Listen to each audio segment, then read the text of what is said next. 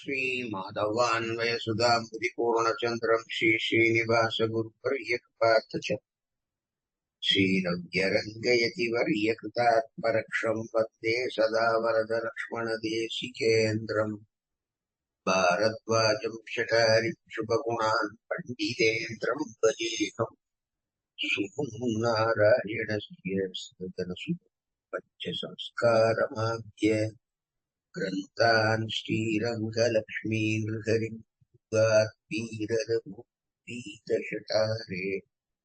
यान् रङ्गकारे भवहर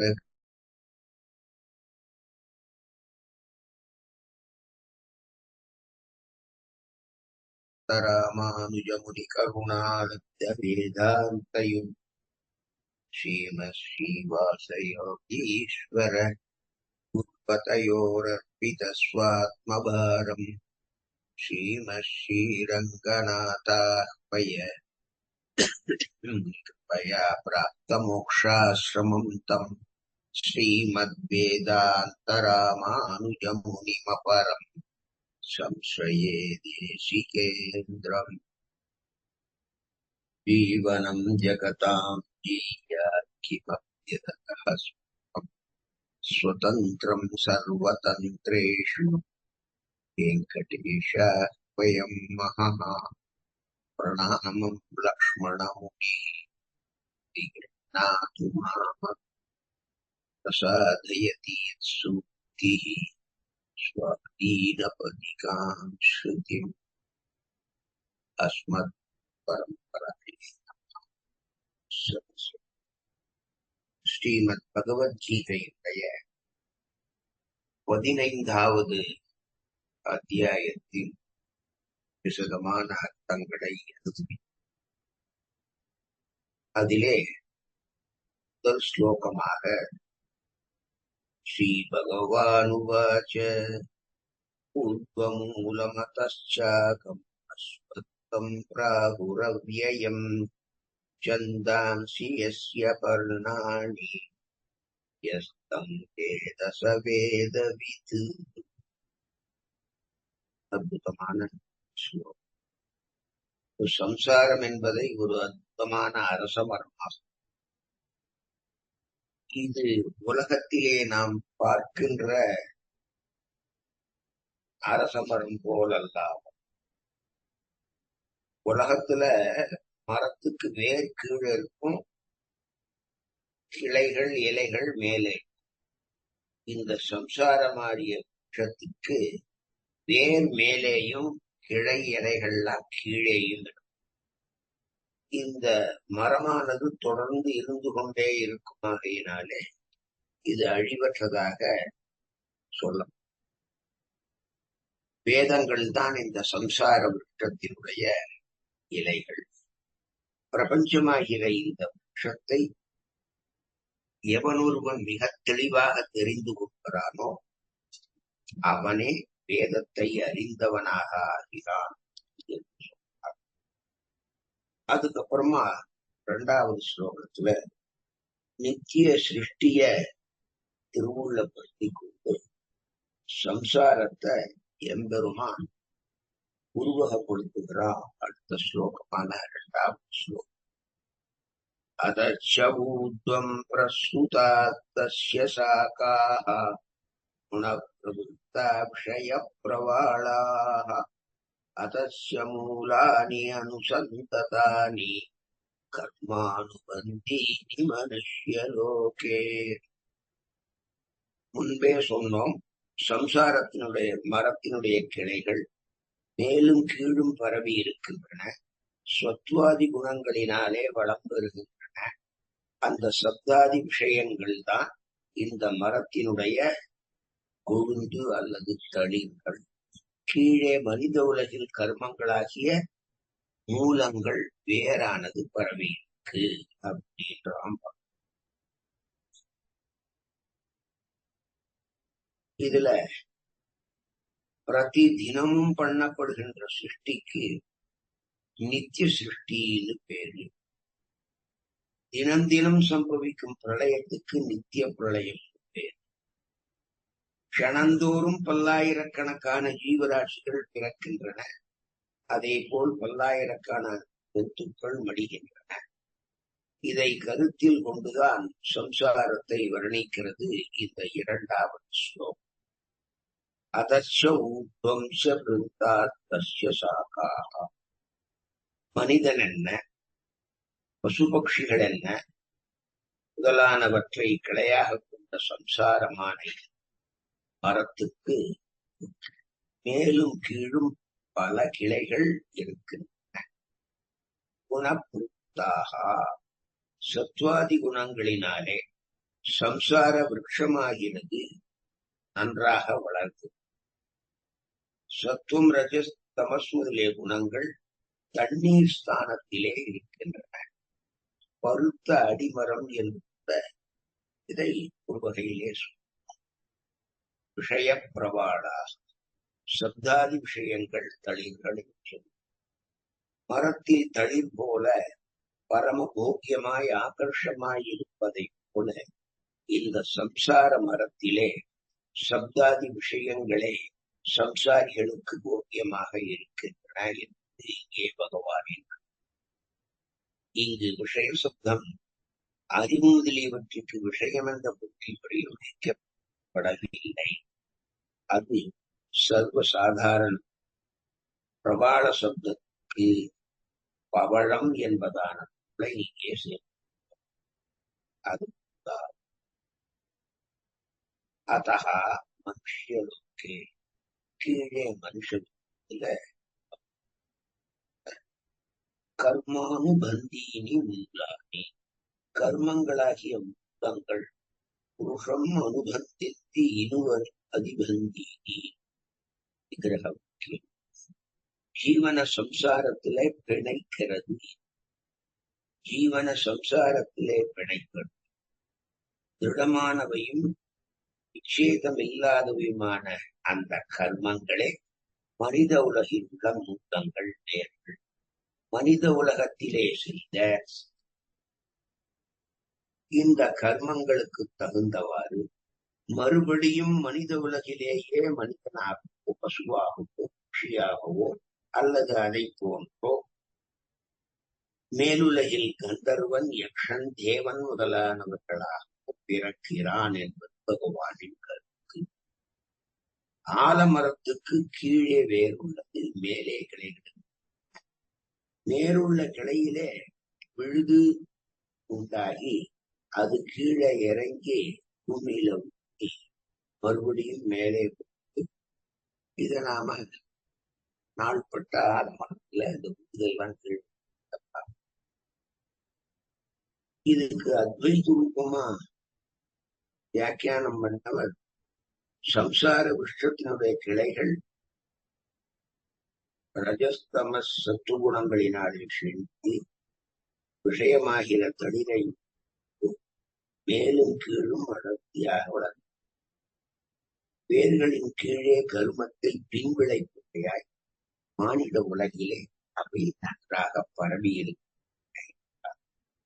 துவைதபதமா இந்த இரண்டாவது ஸ்லோகத்துக்கு அர்த்தம் பண்ண சுவாமி சத்துவரஜஸ்தமோ குணங்களினாலே மிக நன்றாக வளர்ந்தவையும் சப்தாதி விஷயங்களை தளிர்களாக கொண்டதுமான கிளைகள் இந்த உலகமாகிற மரத்தை கொண்டு மகத்தத்துவம் முதலிய 8 பொருட்கள் அவற்றினுடைய அபிமானி தேவர்களும் மேலும் அதாவது தாழ்ந்தவையும் அவற்றிலிருந்து உண்டாகுவான தேகம் முதலியவற்றாலும் ஒசந்ததும் அவற்றின் காரணமான கிடப்பிலும் சூக்ஷ்ம ரூபத்திலே பரவுகிறது. மனிதர்களின் தேகத்தில் அல்லது இவ்வுலகத்திலே மனிதர்களின் கர்மங்களை அனுசரித்து பலனை தருபவர்களான வேறு போன்ற விஷ்ணு அவருடைய பல ரூபங்களும் லக்ஷ்மியும் ஜடப்பிரபுத்தியும் அதன் சத்துவரஜஸ்தமோ குணங்களும் கீழே தாழ்ந்த கிளைகள் போன்ற மகத்துவம் முதலான 8 அவற்றின் அபிமான தேவதைகள் தொடர்ந்து பரவி இது அந்தரியாமியாக இந்த சம்சாரத்தை எல்லாருக்கும் பிரத்யட்சமாக பார்க்கிறார். இதை தெரிஞ்சுக்காதவா யாருமே கிடையாது. அப்படி இருக்கும்போது இந்த சம்சாரத்தை அறிந்தவனே வேதமறிந்தவன் என்று எம்பெருமான் கொண்டாடினானே, அதனுடைய தாற்பயம்தான் என்ன என்ற அர்ஜுனுடைய கேள்விக்கு விடையளிக்கிறான். ந ரூபமஸ்யேக ததா உபலப்யதே ந அந்தோ ந ச அதிர் ந ச சம்பிரதிஷ்டா அஸ்வத்தமேனம் சுவிரூடமூலம் அங்கசஸ்திரேண திருடேன சித்வா ததः பதம் தத்பரிமார்த்திதவ்யம் யஸ்மித் கதா ந நிவர்த்தந்தி பூயः தவேம தம் ஏவ ச ஆத்யம் புருஷம் பிரபத்யேத் யதः பிரவృத்திः பிரஸ்துதா புராணி. சம்சாரமாகிற இந்த விருட்சமான மரத்துக்கு வேர் மேலே இருக்கு, அதாவது பிரம்மலோகத்திற்கு. கிளைகள் பூலோகத்தில் இருக்கு. இந்த பூலோகத்திலே செய்த கர்மங்களை அனுசரித்து கீழும் மேலும் அந்த கிளைகள் பரவுகின்றன என்ற விஷயங்களை வேத அறியாத அந்த சாதாரணமான சம்சாரிகள் தெரிந்து கொள்ள முடியாது. நான் மனுஷன் கிருஷ்ணமாச்சாரியுடைய புள்ள.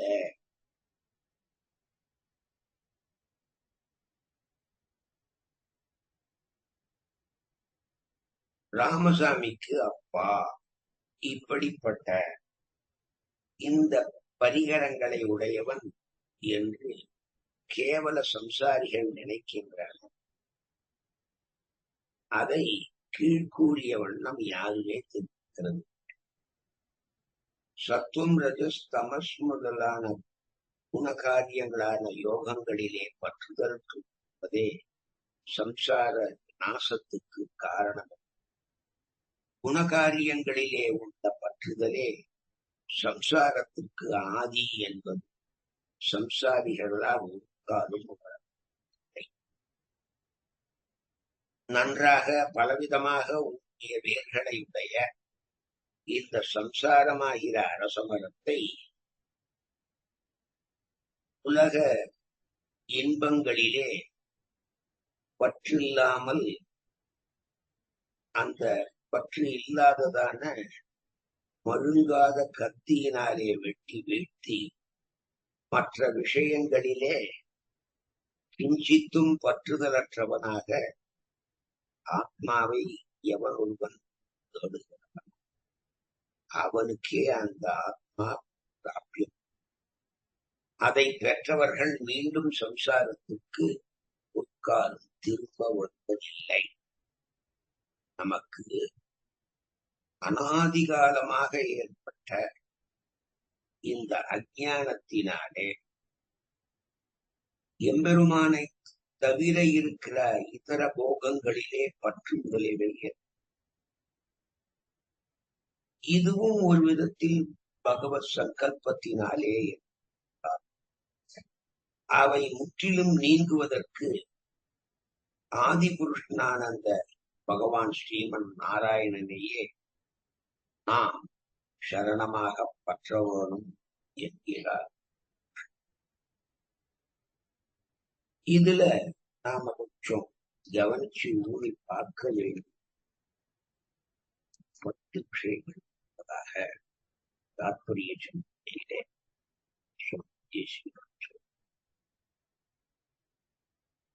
கதா அப்படின்னாரு.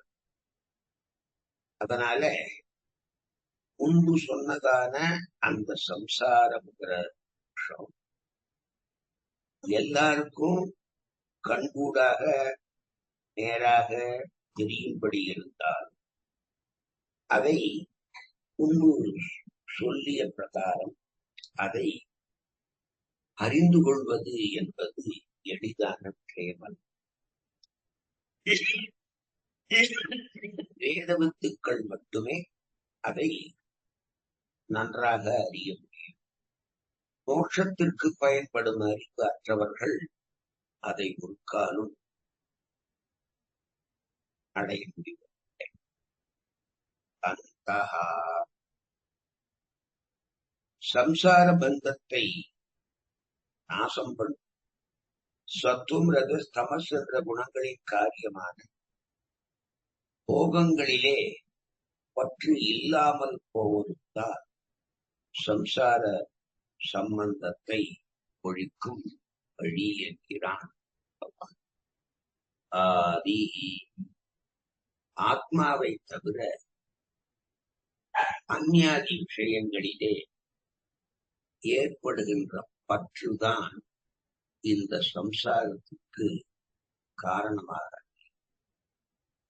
சம்பிரதிஷ்டா என்ற பதத்தினாலே அஸ்மின் இதி சம்பிரதிஷ்டா சம்சாரம் நிலை பெற்றிருப்பதான இடம்.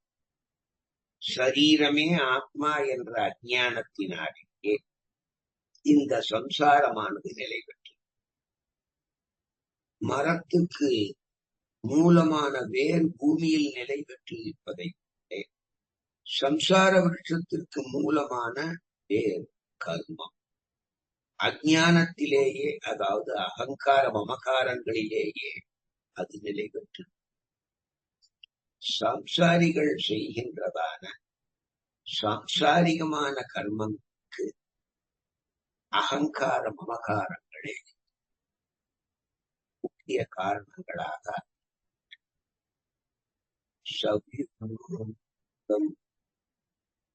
ரொம்ப டீப்பா ஆழ்மா பலதரப்பட்டமாகும் வேர்களை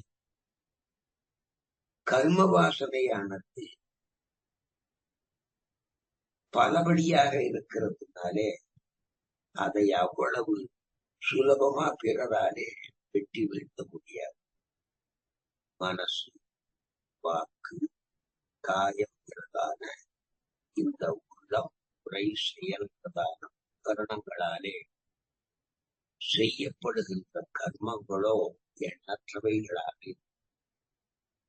இவற்றிலே சிலவற்றை புத்திபூர்வமாக, அதாவது தெரிந்தே செய்வது, சில புத்திபூர்வமானவை, அதாவது தெரியாமல் செய்யப்பட்டவை.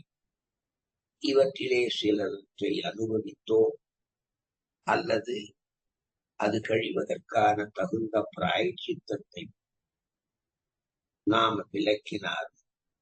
கர்மங்கள் எல்லாவற்றையும் நம்மால் இந்த மாதிரி விளக்கி கொள்ள ஒன்றாலும் முடியாது.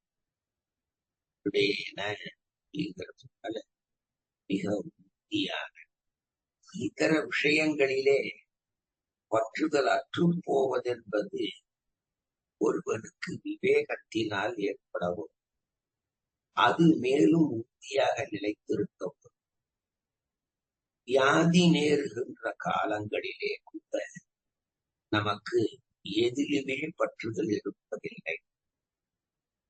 எல்லாம் எட்டிக்காயாக கசக்கின்றன. ஆனால் இந்த வைராக்கியம் இருக்க அது நிலைக்காது. ஏன் நிலைக்காதுன்னா வியாதி விலகினா எல்லாம் போகியத்தனு நாசம்.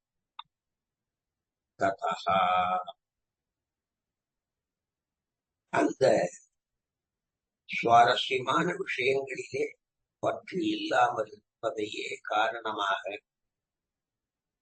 அந்த விஷயங்களை விடுகின்ற காலங்கள் மாத்திரம் பற்றற்றமை இருந்தால் மட்டும் ஆத்மாவை தேடுகின்ற சமயம் அது இருக்க வேண்டும் என்பதுதான் எம்பெருமானின் திருவுள்ளம் என்று தெரியும்.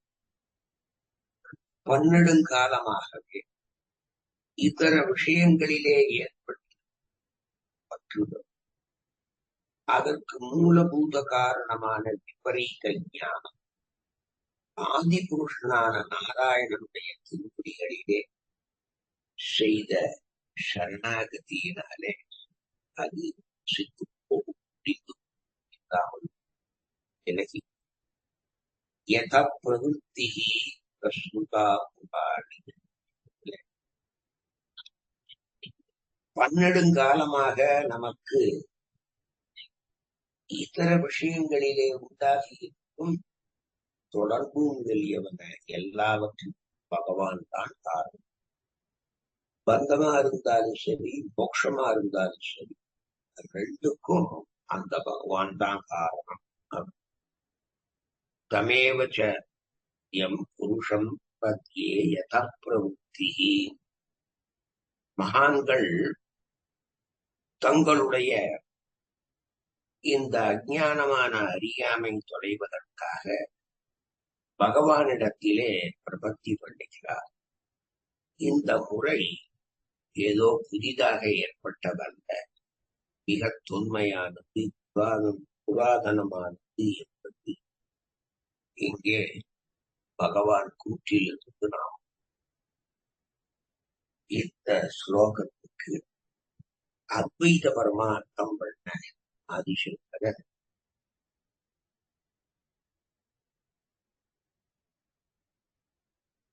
இதனுடைய உருவத்தை யாராலும் அறிய முடியாது. அதற்கு முடிவும் கிடையாது, ஆரம்பமும் கிடையாது. அது ஸ்தித்துவம் இருப்பும் இல்லை. நல்ல வலுவாக வேரூன்றிய இந்த அரச மரத்தை பற்றின்மை என்ற ஒரு திடமான கோடரியினாலே வெட்டி, எவனிடமிருந்து பழமையான சம்சாரம் பெருகிற்றோ அந்த ஆதி புருஷனையே சரணமடைகின்றேன் செய்து அதுக்கு பிற்பாடு அவ்வழியிலே சென்றால் மீண்டும் திரும்ப வருவதில்லை அப்படிங்கிறத சொல்ற துவைத பரமார்த்தம்.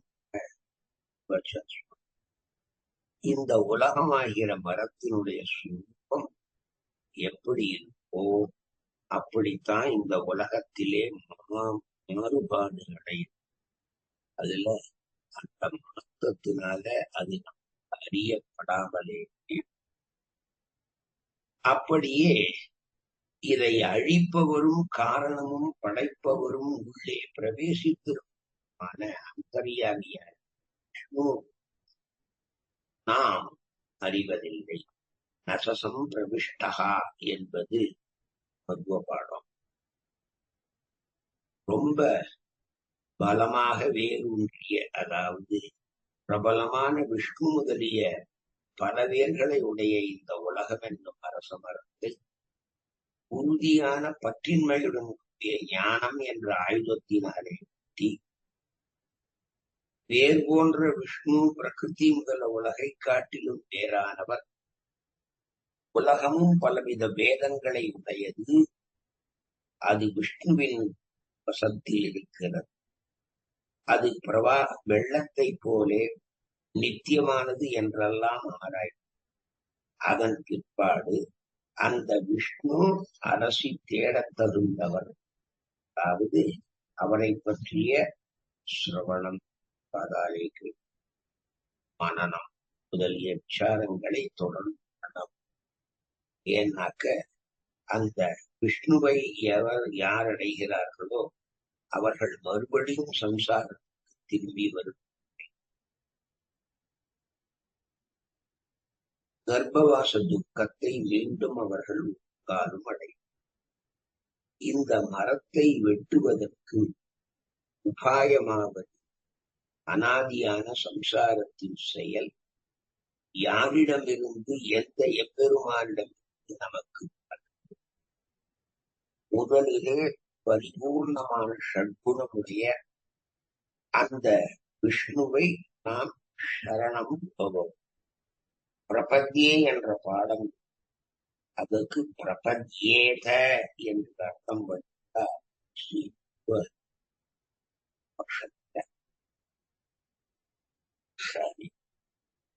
கீழே சொன்ன பிரகாரம் அவ்வெம்பெருமானையே சரணமாக பற்றினவர்கள் அடைகின்ற பேற்றை அடுத்த ஸ்லோகத்திலே பகவான் வர்ணிக்கிறான்.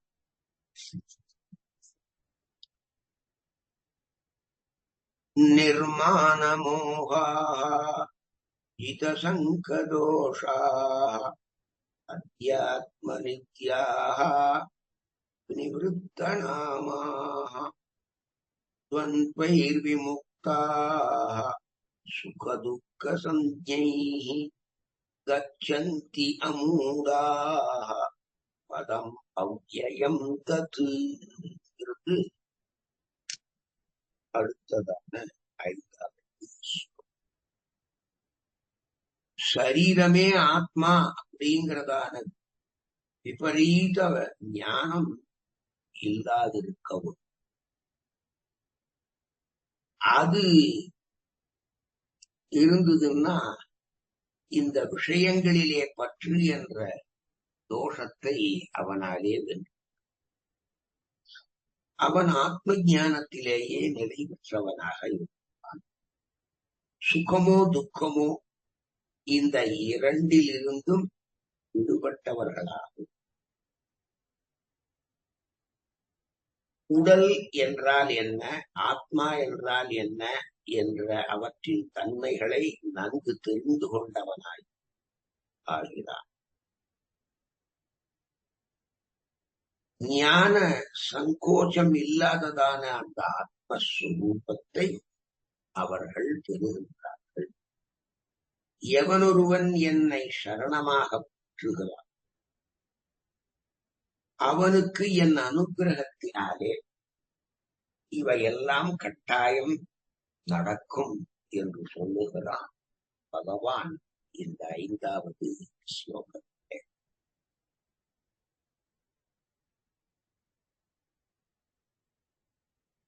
நிர்மாண மோகாஹா அப்படின்னு, அப்போ சரீரமே ஆத்மா அப்படிங்கிறதான தேகாத்ம பிராந்தி அது இல்லாத மானம், தேக ஆத்ம அபிமானம், தேகாத்மாபிமானம் அற்று இருப்பதால் மற்ற விஷயங்களில் பற்றுதல் விலக்குவதற்கு காரணமாக சரீரத்தையே ஆத்மாவாக நினைப்பவர்கள் மற்ற விஷயங்களிலே பற்றுள்ளவர்களாக இருப்பார்கள். அப்படி சரீரத்தை காட்டிலும் ஆத்மா வேறுபட்டது என்று நினைப்பவர்கள்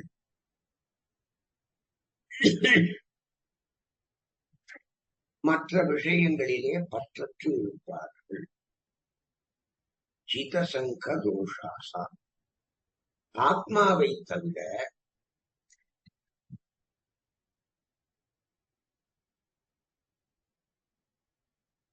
ஏனைய விஷயங்களிலே ஒரு பற்றுதல் ஏற்படுவது என்பது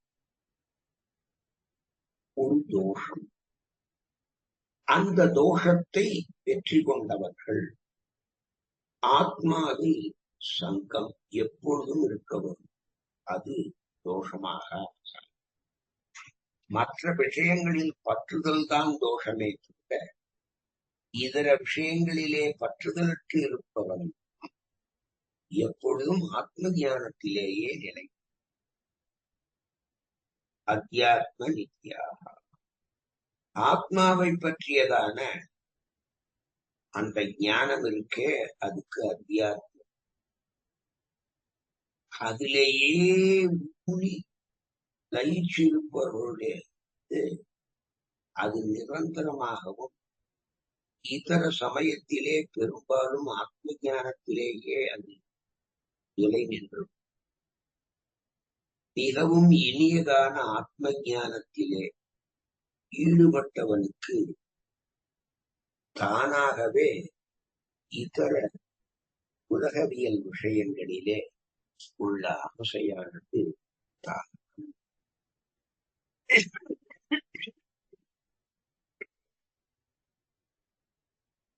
வினிவிருத்த காமாக என்பதே. ஆத்மாவை தவிர இதர விஷயங்களிலே ஆசையை அறவே விட்டொழிப்பவர்கள் சப்தாதி விஷயங்கள் இவர்களை சூழ்ந்து கொண்டிருந்தால் இவர்களுக்கு அவற்றிலே ஈடுபாடு கொஞ்சமும் வராது. இதர விஷயங்களில் உள்ள சங்கமானது காமத்துக்கு காரணமாக அமையும். சங்கா சஞ்சாயத்தே காமா. சங்கம் வேறு காமம் வேறு ஆகையாலே இங்கே புனருக்தி தோஷமான சொல்லியதை சொல்லுவது என்ற தோஷத்துக்கு அவகாசம் கிடையாது. சுகதுக்க சஞ்ஞைகி துவந்தை விமுக்தாக.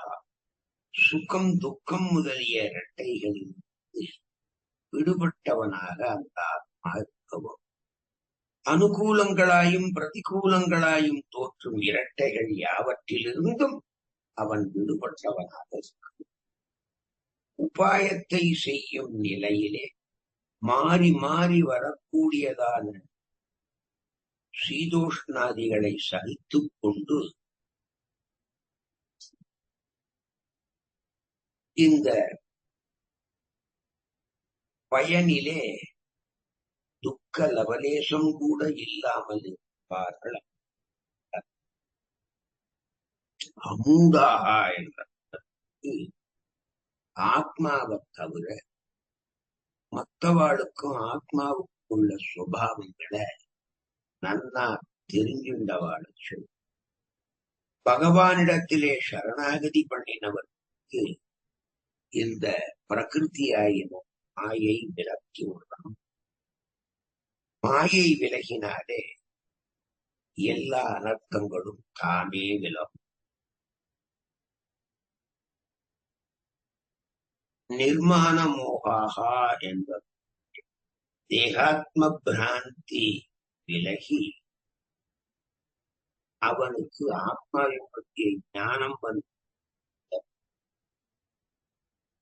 மோகாதிகளுக்கு காரணமான அனைத்தும் விலகிவிட்டது என்பதை தெரிவிக்கிறது இந்த அமூடாகா என்பது.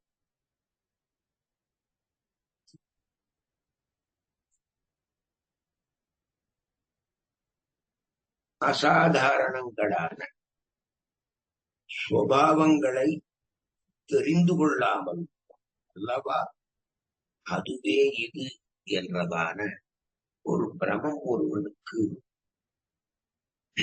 ஏற்படும். அவ்யயம் அறிவில் சுருக்கம் இல்லாமல் இருக்கும். பதம் அடைய வேண்டிய அந்த ஆத்மஸ்வரூபத்தை பத்யதே இதி பதம் என்று விக்கிரக வாக்கியத்தினாலே அடையப்படுகின்ற வஸ்துவுக்கு பதம் என்று பெயர். பரமாத்மா மாதிரி ஜீவாத்மாவும் தேடி அலைந்து அனுபவிக்க பெற வேண்டிய வஸ்துவாக இருப்பதனாலே அதையும் பதம் என்று குறிப்பிடலாம். இங்கே பதம் என்ற சப்தம் பரமாத்மாவை சொல்லவில்லை. இந்த ஸ்லோகத்திலே பதம் என்று குறிப்பிடப்பட்ட வஸ்துவையே மேல் ஸ்லோகத்தில் தாம என்று குறிப்பிட்டார் என்பதுதான். அதை தன் உடைமை என்று பகவான் அருள் செய்திருப்பதாலே அது பகவானை காட்டிலும் வேறானது என்பது நமக்கு காண கிடைக்கிறது. பதம் என்ற சப்தம் பரமாத்மா ஜீவாத்மா வைகுண்டம் ஆகிய முறையுமே சொல்லும். ஆனால் இங்கே பதம் என்ற சப்தம் வைகுண்டத்தை சொல்லாது. வைகுண்டம் பிரயோஜனமாக இருப்பதாலே அதை தெரிந்து கொண்டால் மட்டும் போதுமானது. அதை தெரிந்து தியானம் செய்த அவசியமில்லை. இங்கே பரிமார்க்கிதவ்யம் தேட வேண்டியது என்பது குறிப்பிடப்பட்டிருப்பதாலே அது வைகுண்டம் இல்லை என்பது பகவானுடைய அந்த வார்த்தைகளே தெளிவாக தெரியும். மமதாம என்று குறிப்பிட்ட வஸ்துவிலே சம்சார அவஸ்தை அமைவாம்ச என்ற அடுத்த ஸ்லோகத்தினாலே பகவான் பதம் தாம என்ற சப்தங்களுக்கு வைகுண்டம் என்ற பொருளை வைத்திருந்தால் வைகுண்டத்தை நிரூபித்த பிற்பாடு ஜீவனுடைய சம்சார அவஸ்தையை நிரூபிப்பது என்று அது அவ்வளவு ஏற்புடையதாக இருக்காது.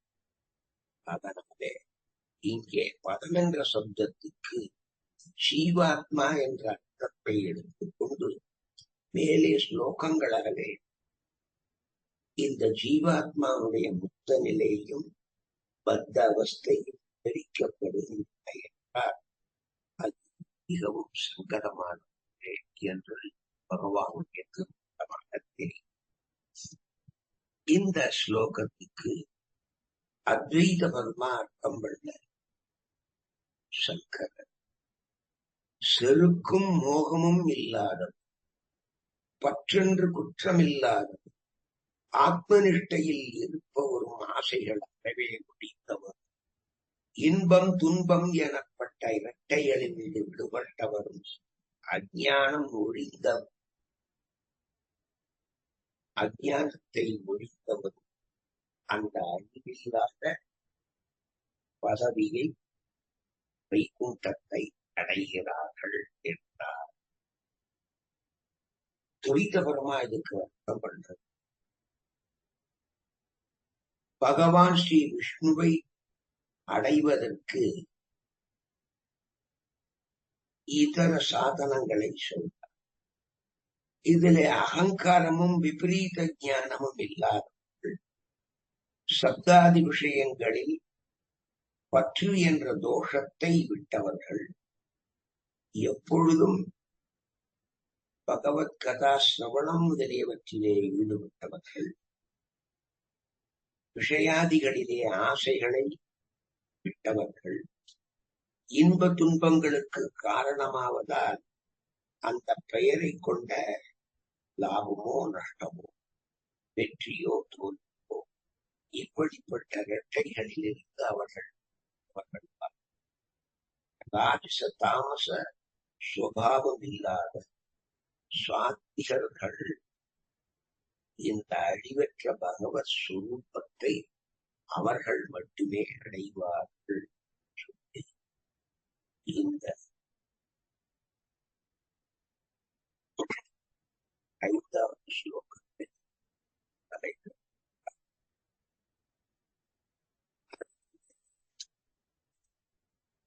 தத்பதம் என்று முன்னாலே குறிப்பிடப்பட்ட ஆத்மஸ்வரூபத்தை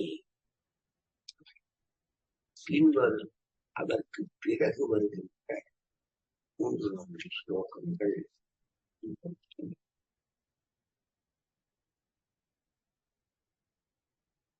அவைகளை பற்றி நாளைய தினம் அனுபவிக்கும்.